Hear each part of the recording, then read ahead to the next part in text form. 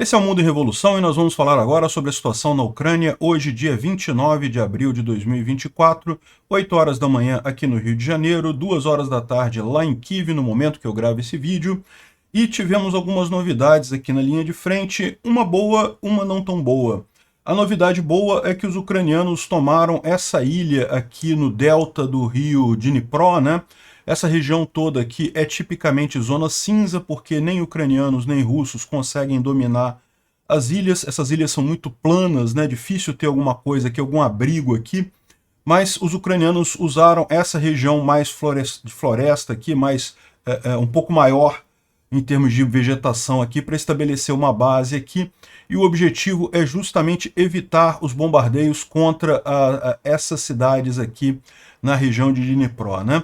Não consta que eles tenham interesse em avançar para Rola Pristã ou outras cidades aqui, embora existam algumas cabeças de ponte por aqui em outras ilhas aqui também nessa região.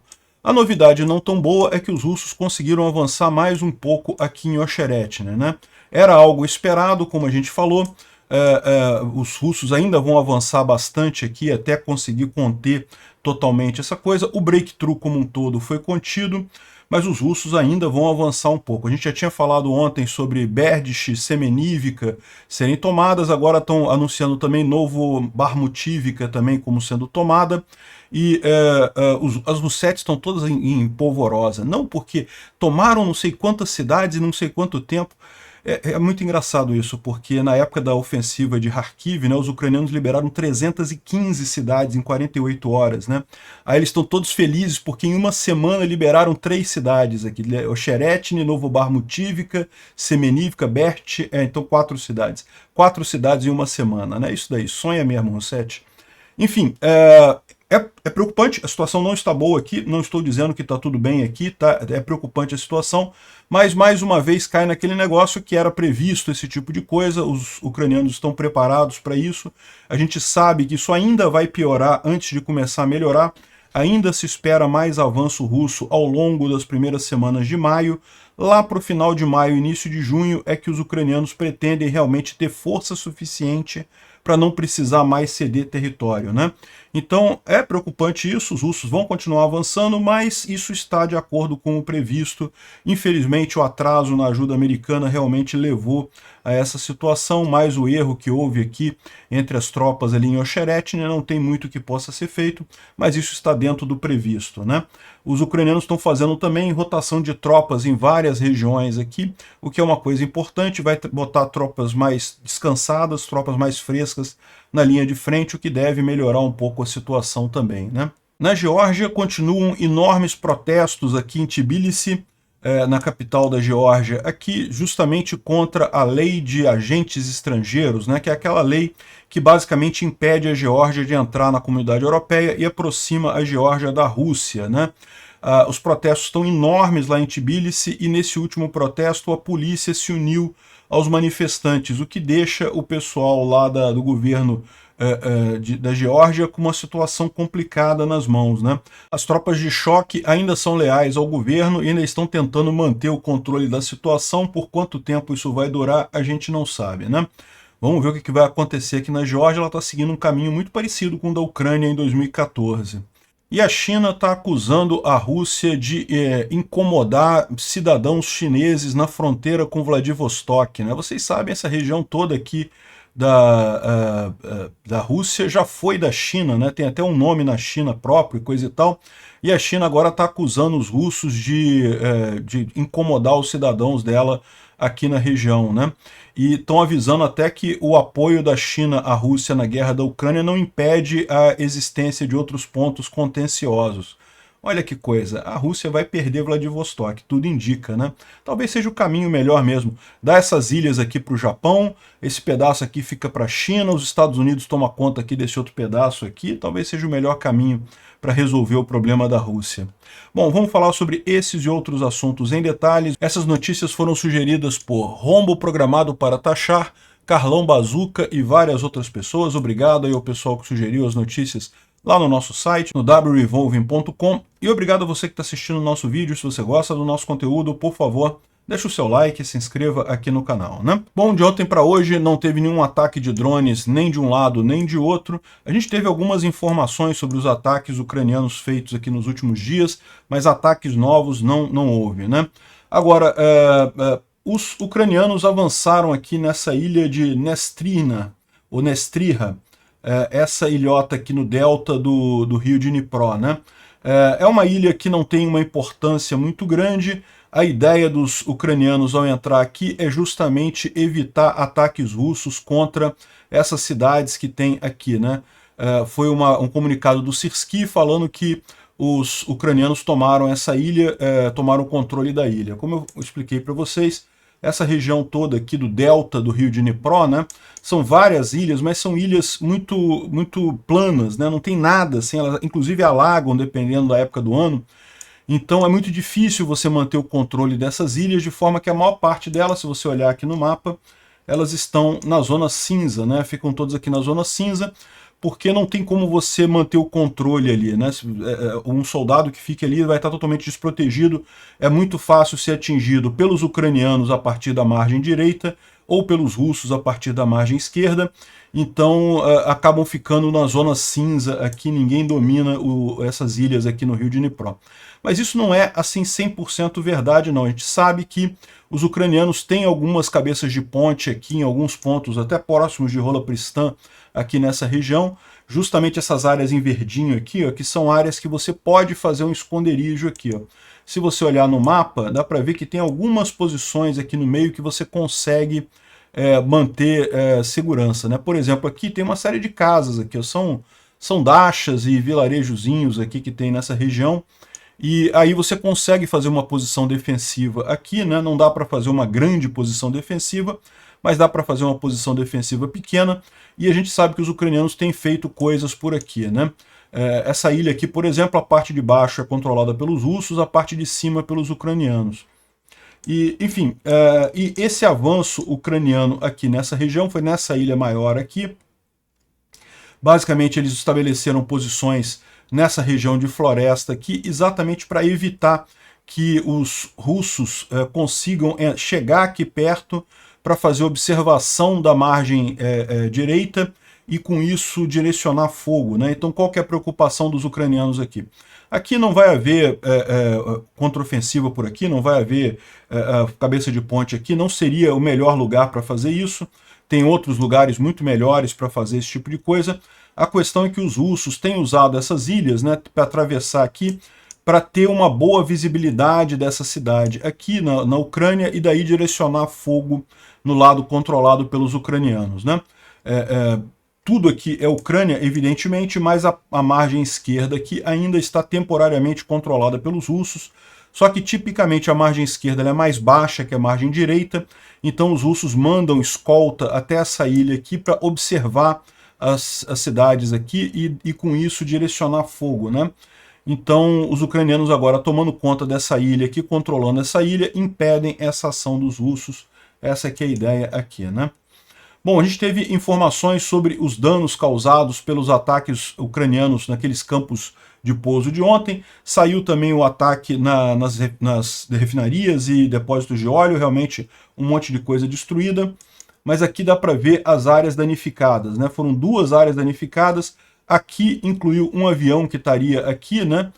Dá para ver outros destroços aqui também, ou seja, teve um monte de coisa destruída nessa região aqui. E aqui foi outra área danificada também. Essa aeronave também pode estar danificada, essa daqui do lado de cá, né? Aqui foi aquele depósito que apareceu, até um vídeo, a gente até mostrou o vídeo da coisa toda destruída, onde estavam as munições de Eidan russas aqui, que seriam usadas contra a Ucrânia e acabaram destruídas aqui. Excelente notícia essa destruição toda nessa região aqui, né? Bom, o Syrskyi ele fez um grande pronunciamento sobre a situação geral na linha de frente, então é bem interessante porque o Syrskyi, para quem não sabe, é o comandante das Forças Armadas ucranianas no momento, e ele está falando aqui que a situação na linha de frente escalou, né? Isso era esperado, a gente já vinha falando isso. Imagina-se que os russos ainda vão aumentar a pressão nessas próximas semanas, querendo aproveitar o restinho que tem de um exército ucraniano ainda sem ajuda americana, né? A ajuda americana já está liberada, já está vindo, já está uma parte dela na Polônia, mas logística militar é uma coisa complicada, até esse material todo chegar na linha de frente, isso é uma coisa difícil. Então os russos sabem que eles têm aí umas poucas semanas que eles ainda podem aproveitar um exército ucraniano com menos munição que o ideal, com menos equipamento que o ideal, e a gente sabia que eles iriam fazer essa grande pressão, né? E aí ele diz aqui que continua uma grande pressão em toda a linha de frente essa semana. A situação está mudando de forma dinâmica, algumas áreas o inimigo tem algum sucesso tático, ele está se referindo justamente ali na área de Ocheretny. Em outras áreas, nós, os ucranianos, conseguimos melhorar a nossa posição tática também. Ele fala principalmente da ilha lá em Kherson e também lá em Kupiansk, os ucranianos em Sinkivka conseguiram melhorar a posição ali, né? Na região de Luhansk, o inimigo está tentando tomar vantagem da superioridade aérea em mísseis e artilharia e tentando avançar ali, chegar na fronteira da região administrativa de Luhansk. As áreas de concentração de tropas do inimigo são no setor de Kupiansk, Stelmarivka e Berestov, né? Enfim, eles continuam tentando avançar ali, mas sem nenhum sucesso. Na região de Siversky, que é ali próximo de Bilororivka, onde tem aquela floresta ali que está toda destruída e coisa e tal, os russos tentam avançar na direção de Bilororivka e Rozdolivka, mas não conseguiram ainda, estão tentando melhorar a posição para um futuro ataque contra Sloviansk. Kramatorsk, a principal preocupação é Ivanivsky e Chasiv Yar, continua sendo muito quente ali a região. O inimigo está tentando reconquistar o controle sobre Klishivka e chegar no canal de Siversky-Donetsk, né? Mas não conseguiu avanços ainda ali, né? A situação é mais difícil na região de Prokhovsk e Kurakhove. Isso daqui é justamente que ele está falando da região de Ocheretny, né? Se você olhar aqui no mapa, na região de Avdiivka, essa aqui é a região de Avdiivka, né? Os russos tomaram a cidade de Avdiivka, na verdade foi a única grande cidade que eles tomaram de fato, né? Aí eles estão todos animados aqui, que tomaram um monte de vilarejozinho aqui, de cidadezinha pequenininha, Semenivka e coisa e tal. A gente explicou que isso iria acontecer. Eles devem avançar até essa linha aqui desse rio aqui na região, né? Em Komishivka, deve ser a próxima linha de defesa ucraniana aqui. E eles continuam fazendo muita pressão, é o que a gente espera. Aí ele fala aqui, ó, Pokrovsk e Kurakhove, ou seja, nessa direção aqui, os russos estão avançando, né? É importante notar que cidades aqui são cidades pequenas, de pouco valor estratégico, então os russos estão avançando com um custo enorme, sem conseguir avançar tanta coisa assim no final das contas, né? É a região mais crítica, segundo ele, nesse momento na linha de frente inteira, né? De forma geral, o inimigo conseguiu alguns sucessos táticos, conseguiu ganhar algumas cidades, é verdade, mas falhou em obter uma vantagem operacional. As tropas ucranianas estão gerando o máximo de perdas no inimigo, tanto em pessoal quanto em equipamento militar, e para aumentar a defesa nessas áreas, brigadas estão sendo montadas com capacidade de combate para substituir as unidades que sofreram perdas, né? A situação também é tensa no sul, em Zaporizhia e Kherson, no setor de Novoprokopivka, que é ali em Robotny, né? Robotny nessa região aqui. O inimigo está tentando avançar nessas áreas e coisa e tal, mas não conseguiu nenhum sucesso em nenhuma dessas áreas, né? E as forças ucranianas conseguiram melhorar a sua posição tática na região de Sinkivka, no setor de Kupiansk, em Serebryansk, ali naquela floresta ali próxima de Kriminá, e também no norte e a ilha lá em Kherson também, né? No setor norte da Ucrânia, o inimigo continua a atingir vilarejos em Sumy e Chernihiv. Ele está falando aqui sobre a fronteira norte, né?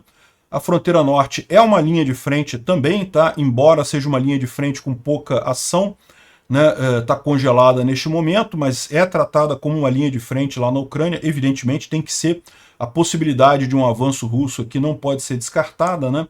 Eles continuam jogando bombas em Sumy e Chernihiv, esses dois estados aqui da Ucrânia, né? Dois oblastes da Ucrânia nessa região. Nós continuamos a rotacionar os militares para reorganizar o pessoal, para descansar e restaurar a capacidade de combate de nossas unidades militares. Esse é um movimento que os ucranianos começaram há pouco tempo, estão fazendo em toda a linha de frente, restaurando as unidades que estão ali na linha de frente, né? Isso é muito importante, está de acordo com a estratégia ucraniana de, sabendo que nesse momento a gente está em desvantagem, estamos em desvantagem, vamos ficar pelo menos até o início de junho em desvantagem. A ideia é não tentar segurar absolutamente o inimigo, é deixar eles avançarem, mas com o máximo de perdas do lado de lá, poupando o máximo de recursos ucranianos, né? O treinamento do pessoal em locais de treinamento continuam e a principal ênfase é na qualidade de operações com armas, né? Ou seja, já está havendo o recrutamento lá na Ucrânia e o treinamento de pessoal em grande escala, justamente para mais adiante a Ucrânia ter quantidade de pessoal mais efetiva para fazer novos avanços ali, né? E também continua trabalhando em fortificações de defesa em fronteiras e posições específicas, né? O trabalho também está ocorrendo com os parceiros da Ucrânia, né, com os Estados Unidos, com a Europa, para garantir que a Ucrânia receba munições e armas e equipamento militar tão logo quanto possível. É o que eu falei para vocês, a gente sabe que muito do equipamento que vem para a Ucrânia já estava na Polônia, já estava na Alemanha, mas a verdade é que logística militar é um inferno, é uma coisa complicada, é muita arma vindo, muita munição, muita coisa necessária, e tudo isso tem que ser feito com cuidado. Você não pode botar um grande comboio de caminhões com munição, porque evidentemente no momento que você entrar na Ucrânia, a Rússia tentaria bombardear esse comboio, tentaria destruir isso.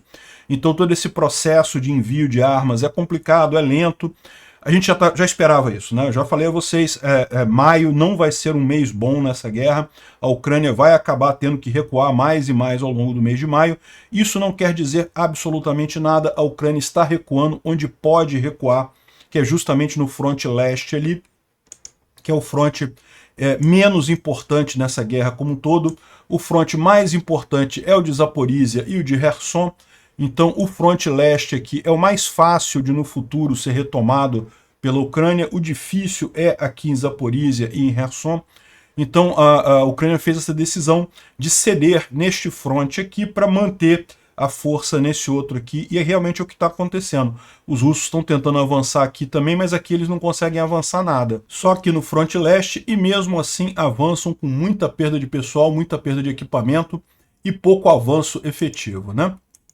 Bom, o que ele estava falando aqui na situação mais difícil em Pokrovsk e Kurakhove, né? A gente tem alguns mapas aqui que mostram que em Ocheretny os russos conseguiram avançar mais para cá, né? Isso é uma situação preocupante, por quê? Porque lembra, a segunda fronteira, a segunda linha defensiva ucraniana nessa região é esse rio por aqui. Claramente o que os russos estão querendo fazer é tentar avançar em direção a Novo-Alexandrivka aqui, justamente para contornar o rio, para passar por essa região aqui em que não tem um obstáculo natural, né? Evidentemente é mais fácil você avançar sem um obstáculo como o rio. Dá para ver o planejamento deles aqui nessa visão aqui. É lógico, veja, essas setas aqui, não é que os russos avançaram isso aqui não, tá? Eles avançaram aqui, ó, em Ocheretny. Mas eles estão querendo justamente chegar aqui em direção a Novo-Alexandrivka, porque provavelmente essa aqui é a linha de fallback, né? É a linha defensiva, essa linha aqui já foi perdida, justamente com esse avanço russo aqui, os ucranianos estavam defendendo essa linha, abandonaram ela, abandonaram Berdych, Semenivka e outras cidades aqui. Erros em guerra custam caro, como a gente falou, o erro que aconteceu aqui realmente tem um preço, mas o mais importante é que a defesa ucraniana não foi rompida, então ela continua coerente, evitou um avanço rápido russo. Os russos estão tentando avançar agora para contornar essa outra linha defensiva ucraniana aqui, já visando isso, né? É lógico, é uma preocupação isso, como o Sirski colocou ali, a situação não está fácil, mas é uma preocupação que tende a ser contida, aí os ucranianos estão trabalhando para conter esse problema, né? A Astra Intel traz aqui um resumo do que aconteceu na linha de frente, mas basicamente só confirma o que disse lá o Sirski já, né? Ou seja, que na linha de frente inteira os russos têm feito ataques tentando avançar, mas não conseguiram avançar em lugar nenhum. O único ponto que ainda demanda cuidados maiores é ali em Ocheretny, naquela linha de frente ali próximo de Avdiivka, né? Um outro ponto que coloca aqui é na região de Kislivka, e que os russos tomaram quase todo o vilarejo, estão empurrando em direção em Kotlarianivka. A gente falou sobre isso ontem, então ele está dando essa informação aqui, mas a situação não representa um problema grande ali, a defesa ali está bem estruturada naquela região, né? Os mapas do Poulet Volant, você vê justamente isso, aqui a situação aqui em Kislivka, Kotlarianivka, que é essa outra cidade aqui que eles estão tentando tomar agora. Eles tomaram essa região de cá de Kislivka, tá? Tem mais cidade pro lado de cá que não foi tomada ainda. E Kotlarianivka também está aqui ainda na mão dos ucranianos. Essa é a região aqui em Kupiansk, né? Em Ocheretny, os russos conseguiram avançar mais um tanto aqui, como a gente avisou, eles estão indo em direção a Novo-Alexandrivka, tentando contornar o rio aqui, que seria a principal base defensiva ucraniana. Os russos colocaram um monte de brigadas aqui, um monte de pessoal, um monte de equipamento para tentar avançar nessa região aqui. Os ucranianos, como estão tentando poupar recursos, de fato ficaram com menor capacidade aqui, mas isso já está sendo corrigido, já está sendo normalizada essa região aqui, né? Bom, aqui em Pervomaisk também teve um pequeno avanço russo aqui, mas nada muito significativo. E aqui em Novomihailivka também, mesma situação, nenhuma mudança significativa por aqui. Como o Sirski falou também, o número de baixas russas tem sido muito grande nisso daí. Os russos estão meio desesperados, tentando aproveitar essas últimas semanas, porque a última expectativa que eles têm de talvez dizer que a Ucrânia está perdendo e não sei o que lá, eles sabem que daqui a pouco eles vão estar na defensiva, então não tem muito como melhorar a imagem, né? A principal briga do Putin nesse momento é uma briga de imagem, tentando se colocar como uma grande potência, que a Ucrânia está destruída já. Estão combinando isso com coisas de propaganda, né? As russetes aqui no Brasil todas falando isso, não, que a Ucrânia já acabou e não sei o que lá. É a última cartada que o Putin tem nessa história toda, né? E aí está sacrificando um monte de pessoal, 1.320 soldados russos morreram de ontem para hoje. Os tanques aqui, mais 6 tanques foram destruídos também. Tanques tem menos, como eu expliquei para vocês, os tanques são tão inúteis nessa ofensiva russa que os russos estão recorrendo exclusivamente a pessoal, né? E acabam matando muita gente, muita onda de carne aqui. Impressionante a quantidade de sistemas de artilharia destruídos, o que mostra que a contrabateria ucraniana está funcionando bem no final das contas, né? Então essa é a situação aqui. Os russos estão avançando, mas não é tão importante assim, e estão perdendo muito equipamento, muito pessoal, né? O Instituto para Estudo da Guerra fala aqui sobre justamente essa ofensiva ali no noroeste de Avdiivka, os ganhos russos recentes ali na região de Ocheretny, né, a noroeste de Avdiivka, forçaram as tropas ucranianas a recuar para posições táticas limitadas mais a oeste de Avdiivka, né? Apesar dessas retiradas ainda não facilitarem ainda o avanço russo com ganhos táticos, ou seja, as forças russas provavelmente não conseguir nenhuma penetração operacional significativa na área, ou seja, é um avanço russo, mas não é um avanço russo sério, é o que eles estão dizendo aqui, como também foi o que colocou o Sirski. Aí eles vêm aqui analisar justamente o discurso do Sirski de ontem, a gente já falou sobre isso, né? Bom, uma pergunta que muita gente tem se feito é onde que os ucranianos vão esconder os F-16, né? Evidentemente, no momento que os F-16 estiverem no território ucraniano, vai haver um incentivo muito grande para a Rússia tentar destruir esses aviões, né? E, segundo explica os ucranianos aqui numa entrevista para a televisão, seriam necessários muito dinheiro para gerar abrigos debaixo da terra, né, para os aviões, que seria uma alternativa. Vários países fazem isso, seus principais caças ficam em cavernas, né, debaixo da terra. E também isso levaria tempo para fazer esse tipo de obra, então nós estamos agora trabalhando com outros métodos de colocar ele, né? Nós vamos fazer o uso disperso em diferentes tipos de pistas e campos de pouso, e de forma que vai ser difícil para o inimigo encontrar esses aviões, ou seja, a estratégia ucraniana para que os russos não atinjam os F-16 é espalhar eles, então não vai ter nenhuma grande concentração de F-16 na Ucrânia, e vão estar espalhados e vão estar disfarçados em lugares pouco prováveis, né? Vamos torcer para funcionar essa estratégia aqui. Não tem muito que possa fazer, evidentemente que alguns vão acabar sendo destruídos. Ainda assim, os F-16 devem trazer uma vantagem muito grande para a Ucrânia, né? Além disso, os Estados Unidos está comprando 81 aeronaves da era soviética do Cazaquistão por 1,5 milhão de dólares, né? Esses aviões podem ser transferidos para a Ucrânia.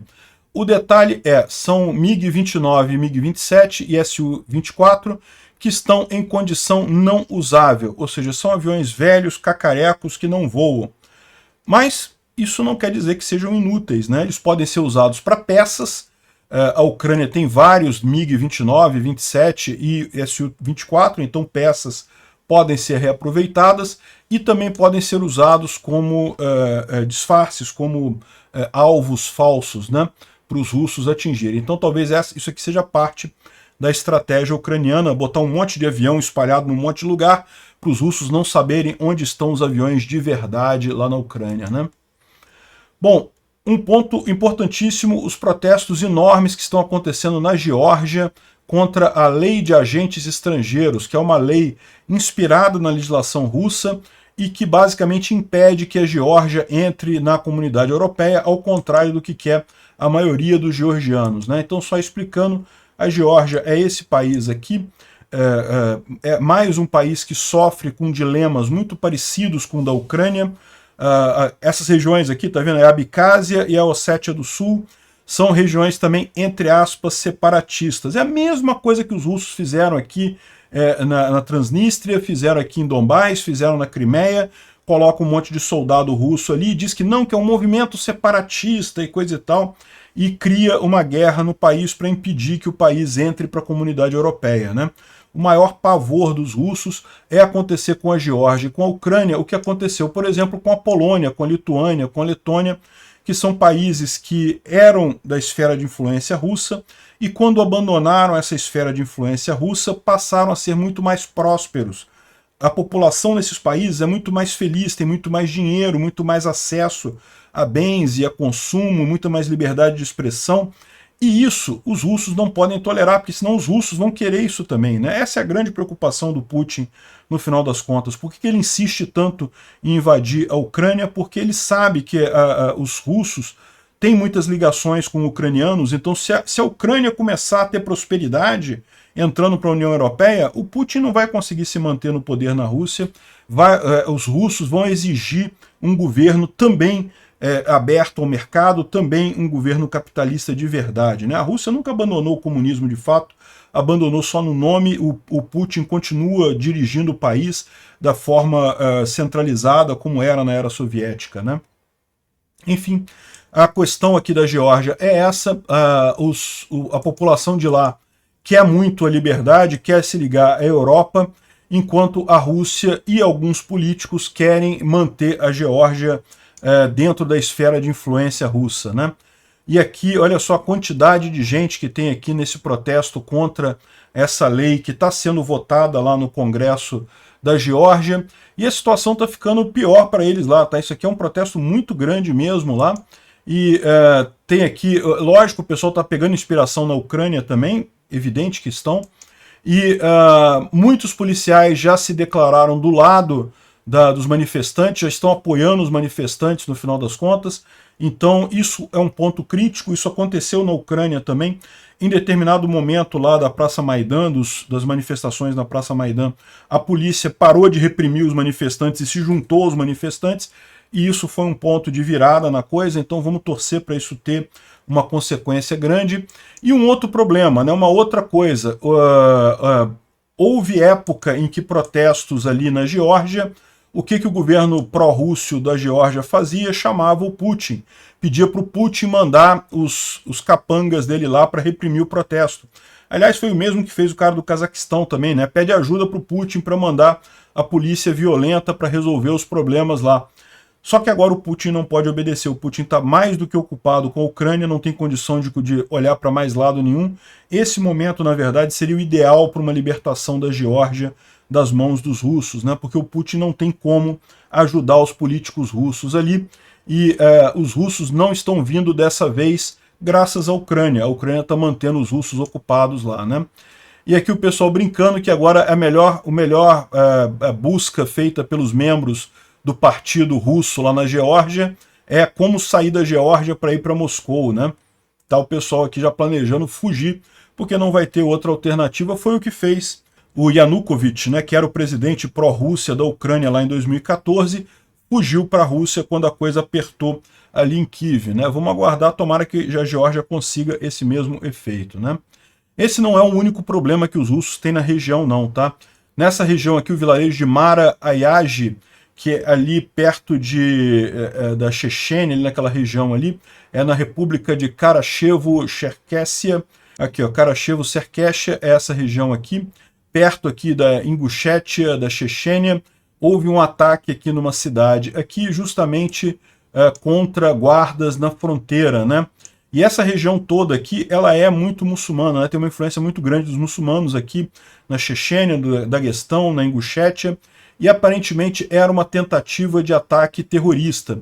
Eles queriam justamente, entraram com explosivos e queriam causar danos aqui, ó. É um problema bastante sério para a Rússia depois do ataque no Krakow City Hall, ou seja, parece que existem outros terroristas muçulmanos agindo na Rússia também, né? Houve mortos dos dois lados, ou seja, tanto russos quanto os terroristas acabaram morrendo nessa história. Bom, olha só, essa notícia aqui eu dedico para o Monark. Quando eu estava discutindo com ele lá em Orlando, ele falando que não, que a imprensa é totalmente pró-Ucrânia e coisa e tal. Não, a imprensa é totalmente pró-Rússia. Olha essa notícia do Globo aqui, encomendada pelos russos. É o que eu falei para vocês. Os russos, a última coisa que resta para eles é tentar convencer que a Ucrânia está perdendo e não sei o que lá, e coisa e tal. Olha só a notícia. No fronte da Ucrânia, frustração silencia esperança na vitória contra a Rússia. Os ucranianos desistiram, eles não conseguem mais ganhar da Rússia, olha que coisa. É lógico, isso aqui é lorota, né? Isso aqui é notícia plantada pelos russos. Bota aqui um soldado ucraniano dizendo que ele passou os últimos 2 anos na linha de frente, teve apenas uma folga e coisa e tal. E bom, existem tropas que acabam sendo utilizadas demais, é verdade, as melhores tropas acabam sendo usadas para tampar buracos, isso acontece em guerras e coisa e tal, mas ele está colocando aqui, eles estão pintando aqui na reportagem como se fosse uma coisa sem esperança. Não, a Ucrânia acabou, todo dia a Rússia conquista novas cidades, aquela coisa, aquele papo, é o mesmo papo que as russetes colocam nos comentários dos meus vídeos. Se você for rápido, você consegue ver, mas eu removo os comentários dele, até porque mostra que eles não estão assistindo meus vídeos, né? Às vezes as russetes falam assim, pô, você não vai falar das cidades que os russos conquistaram? Caramba, eu falo em todo vídeo, quando o russo conquista alguma cidade, eu falo no vídeo, não tem por que não falar, não é preocupante isso, não é um problema, né? Mas Roussetti é Roussetti, né? Por definição não está preocupado em informar, tá? É preocupado em desinformar, em fazer propaganda, né? E o Globo, como toda boa mídia Roussetti, né, fica jogando esse ponto de vista, não que a Ucrânia já acabou, que todo dia conquistam cidades novas e coisa e tal. Isso é o último que resta para a Rússia de esperança, porque eles sabem, maio vai ser duro, tá, gente? Maio ainda vai ter muita cidade conquistada pelos russos. Mas, meu amigo, vai chegar junho, e aí junho a história vai mudar, né? Olha só outra coisa aqui. Não, porque a idade média das tropas ucranianas é de 43 anos e não sei o que lá, e coisa e tal.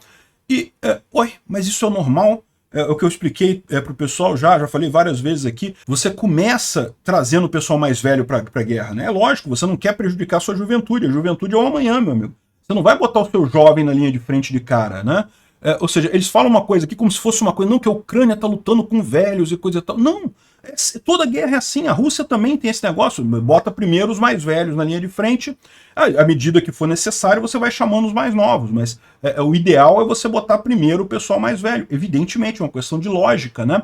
Então, tanto que nessa última lei que a Ucrânia definiu a mobilização, ela baixou a idade de mobilização. Era proibido pessoas com menos de 27 anos servirem no exército ucraniano, ou seja, a menos que o pessoal que já era de carreira, que já era militar de carreira, mas as pessoas que queriam servir voluntariamente com menos de 27 anos era proibido. Baixou essa idade para 25 anos. É lógico, a preocupação da Ucrânia é poupar a juventude, né? E agora vai ter mobilização de verdade. Agora eles vão começar a chamar jovens e treinar e coisa e tal. Ou seja, tentam vender a ideia aqui que não, que está desesperado, que não pode, que não consegue avançar mais e coisa e tal.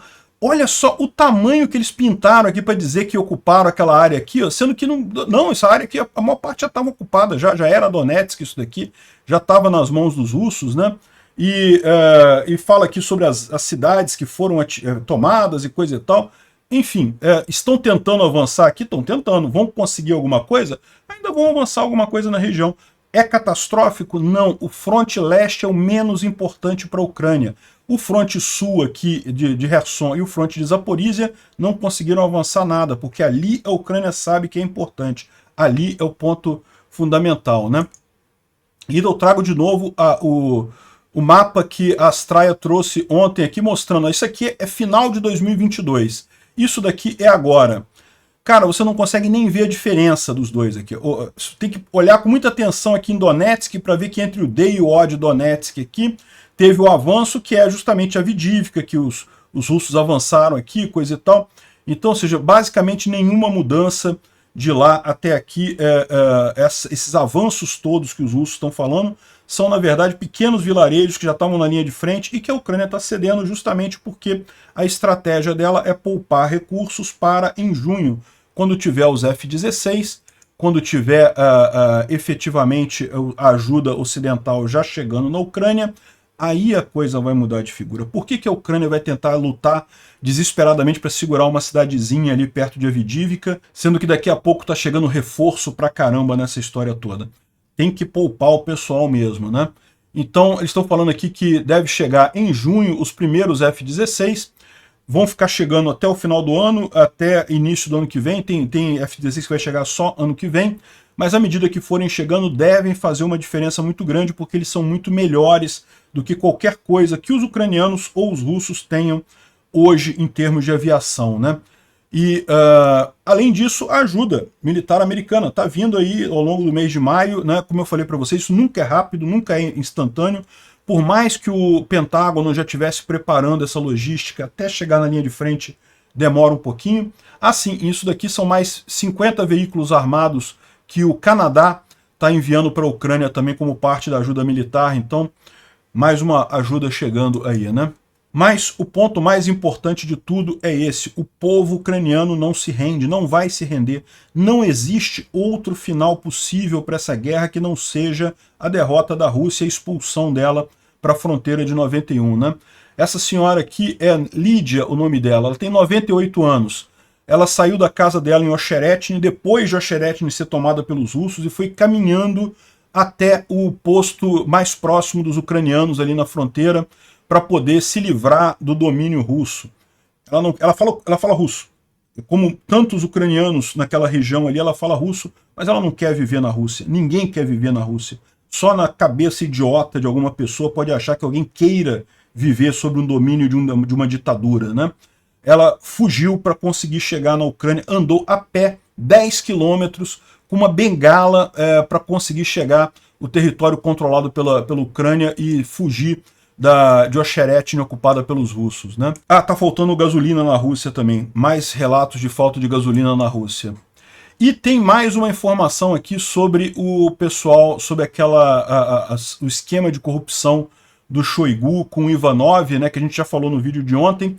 Parece que também nesse processo eles acabaram vazando um monte de informações sigilosas que chegaram já a agentes ocidentais, né? No processo dessa corrupção deles, como eles tinham que negociar com várias empresas e coisa e tal para fazer os esquemas deles, por exemplo, tinha aqui uma planilha dizendo para cada obra o que era verdadeiro, o que era falso, justamente para saber o que podia mostrar para o Putin, o que não podia mostrar para o Putin, porque, né, lembra, eles faziam a obra até 90%, mas só pagavam 20%, e aí depois demitiam a empresa que fez esse 90% e chamavam a empresa amiga para só concluir a obra e dizer que fez a maior parte da obra, né? Só que aí não podia fazer uma inspeção, não podia deixar o Putin fazer a inspeção, porque se fizesse inspeção numa obra dessas ia ficar evidente o esquema, né? Então eles tinham aqui a planilha dizendo o que era verdadeiro, o que era falso, para poder mostrar, e isso acabou vazando, inclusive obras em silos militares, em locais de armazenamento de ogivas nucleares russas lá na Rússia. Ou seja, a corrupção acabou favorecendo o Ocidente aqui também, né? E, finalmente, a China está dizendo aqui que a Rússia está incomodando ou está assediando os cidadãos que falam chinês próximo da nossa fronteira comum.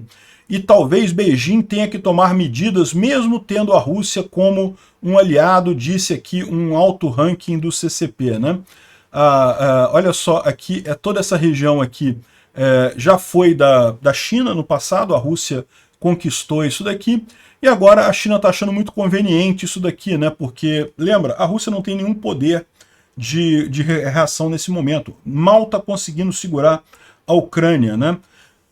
Arrisca a gente estar caminhando para um cenário de desmonte da Rússia realmente, né? Talvez um desmonte controlado. O Ocidente tem medo do desmonte da Rússia, justamente de criar-se um monte de pequenas repúblicas, uma mais maluca que a outra. Isso seria um problema do desmonte da Rússia, mas talvez a alternativa para isso seja os Estados Unidos assumir a Sibéria, a China assumir essa região por aqui, o Japão assumir essas ilhas aqui, coisa e tal, e aí você já evita um monte de problemas nisso daqui, a Finlândia assumir toda essa área aqui, talvez essa seja a solução para termos uma Rússia pacificada no final dessa guerra. Vamos aguardar para ver o que acontece. Obrigado por assistir o vídeo até o final. Se gostou do conteúdo, não esqueça de deixar o seu like, isso ajuda o canal a crescer e a chegar para mais gente. Se não gostou, deixe o dislike e explique nos comentários como podemos melhorar. Comente também sugestões de temas que podemos trazer por aqui. Comentários insultuosos ou defendendo ditaduras e criminosos de guerra serão sumariamente bloqueados. Agradeço a compreensão. Se ainda não é inscrito no canal, considere se inscrever clicando no botão inscrever-se abaixo e marcando a campainha para todos os avisos. Se quiser ajudar o canal, veja no nosso site como você pode fazer isso.